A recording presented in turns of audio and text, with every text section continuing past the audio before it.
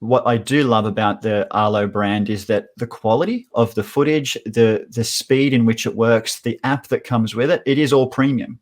The Mm. other catch that people need to be aware of, and this is across the board with all security cameras, is cloud recording or cloud storage usually costs money per month as well. So Arlo do have plans around that from $5 to $15 per month that you need to pay attention to depending on what your requirements are. So if all you want is just the camera and you don't need that cloud storage, you don't need to worry about that subscription. But for a lot of people, especially if you do go on holidays, you might want to look at footage that happened 7 days ago. And that's where you need that cloud recording. So do pay attention to those extra fees. And when you are shopping about, do compare the others, whether it's Swan, D-Link, and others. They've all got their own subscription plans. You need to pay attention because there is an ongoing cost beyond just what you have in the camera itself.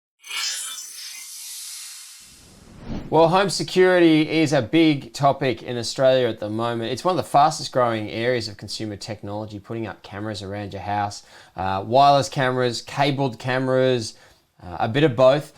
We're doing it more and more than ever. I mean, even Bunnings had a TV ad the other day saying that their lovely hardware dudes in there will help you with your home security system, which, look, you know, the more the merrier, right? The more advice you can get, the better it is. Today, we're talking with Jeff Quattromani, tech expert, friend of the show, about the new Arlo floodlight camera that we spoke to Arlo about a few weeks ago, but Jeff has been playing with it. How are you, Jeff? I'm really well, Charlie. How are you? I'm good. Now, you've got it there. It's not completely behaving itself all the time. Every time you touch it, it goes on, so your face might illuminate a little bit through the discussion. But first thoughts of this brand new floodlight camera?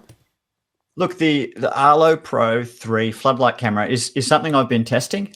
For a lot of us, we've all been sitting at home and protecting our homes as we're all there. But as we start to venture out and maybe do some travel or weekends away, having a security camera makes a lot of sense. You'll get alerts on your smartphone. You'll be able to see footage and even interact live in two-way conversation through these security cameras. The floodlight, though, adds by name. The biggest thing that you'll actually want to see for nighttime vision is a huge sized floodlight. You can see just how bright this thing is when it does light up.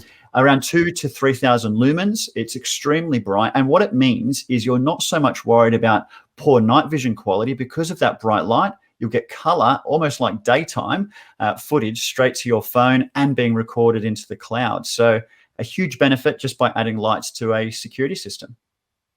There are other floodlight cameras around, as we know, but this one, the mechanism for powering the floodlight and the camera itself is actually battery operated. How important is that?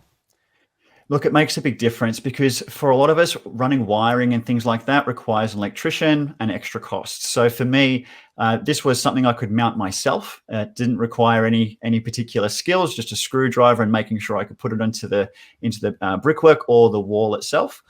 For me, the battery is impressive because it is an extra large size compared to what you normally get in the Pro 3 cameras. So you do have that extra battery capacity for the floodlight. However, it's extremely important that when you do set this up, you pay attention to the zones that it actually monitors, because most people put this, on their driveway or facing their driveway. And if a car goes past, you don't want that floodlight activating every time because it's really going to hamper your battery life. So anybody who sets this up, there's a really great app that comes with it to allow you to say, only turn the floodlight on and record footage when someone is in my driveway, or actually someone has driven in. That's when you want that floodlight to come on, because otherwise battery life will start to deteriorate very quickly, as I did learn as well.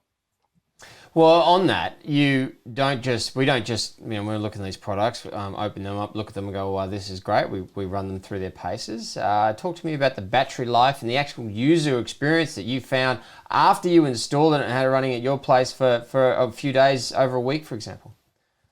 Yeah, absolutely. So the first 24 hours was a big learning curve for me because I just got it set up. I already have an Arlo system in the home, but it was actually easy to set up. And I'll say as well that if you don't have any security system at all, This one will work independently. So this one doesn't require a hub or anything special. You can get just the camera and the app and away you go.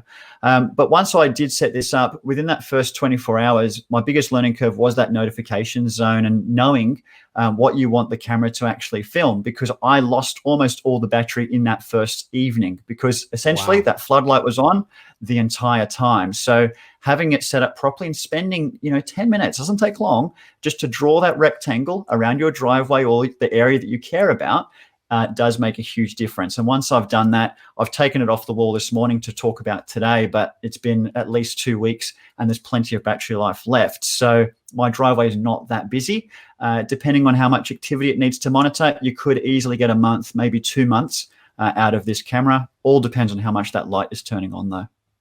And depends, of course, whether you want to go and attach the solar panel accessory as well. The other question is, look, Arlo don't price themselves at the bottom or midpoint in the market. They really are a top premium player in terms of the products they're offering. And look, I get it that they're selling premium products. They're not going to charge the cheapest prices. Where does this one sit in terms of price, and what did you think about that compared to some of the competition out there? Yeah, look, at $449, it is a more expensive camera than you'll find out there. However, what I do love about the Arlo brand is that the quality of the footage, the speed in which it works, the app that comes with it, it is all premium. The other catch that people need to be aware of, and this is across the board with all security cameras, is cloud recording or cloud storage usually costs money per month as well. So Arlo do have plans around that from $5 to $15 per month. That you need to pay attention to depending on what your requirements are. So if all you want is just the camera and you don't need that cloud storage, you don't need to worry about that subscription. But for a lot of people, especially if you do go on holidays, you might want to look at footage that happened 7 days ago, and that's where you need that cloud recording. So do pay attention to those extra fees, and when you are shopping about, do compare the others, whether it's Swan, D-Link, and others. They've all got their own subscription plans. You need to pay attention because there is an ongoing cost beyond just what you have in the camera itself. Very good advice, Jeff Quattromani, tech expert, friend of the Cyber Shack live TV show here across Facebook and YouTube. Thank you for joining us today. Next week, we will talk smartphones. We've got a very special bake-off for you against two of the kings of the smartphone business. Jeff, thanks for your time. We'll see you next week.